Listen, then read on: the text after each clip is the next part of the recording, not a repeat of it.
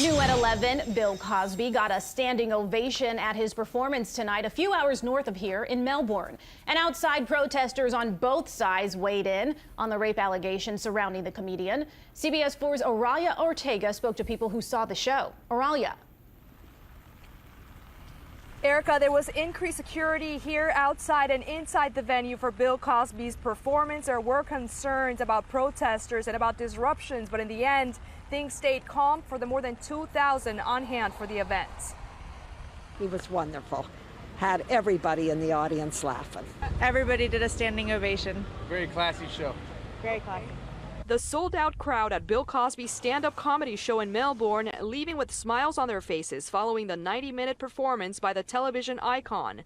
Kathy Matos and her husband bought their tickets the day they went on sale and could not wait for this day to arrive. I grew up and he grew up listening to Bill Cosby, so besides the allegations, I mean, he just makes you laugh at common things. Outside, protesters voiced their concerns about the recent allegations against Cosby, now involving more than a dozen women throughout the country, including one in Boca Raton. I find it a little incomprehensible that it's gone on with business as usual. A counter-protester also on hand. Innocent till proven guilty, people! In light of the allegations, the King Center receiving emails and phone calls from people who were upset that the comedian was still going to take the stage. Protesters were expected. A handful showed up. CBS News radio correspondent Peter King, who got to go inside and take notes, gave us the highlights of the show. The management was aware that there might be interruptions. There were some police officers inside the theater, about 3 or 4. Some of those in attendance defended the comedian, but most said whether he's guilty or not, they were there to see someone they consider a legend make them laugh. I don't know. I don't, follow that part of it. I just like him as what he does as an entertainer.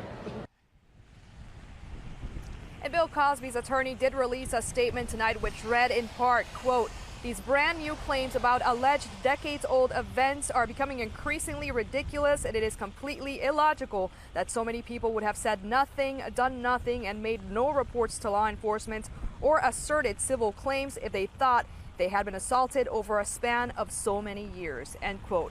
And back out here live, according to the comedian's website, he's got another 30-plus shows scheduled in the U.S. and Canada through May, and some of those shows have been canceled.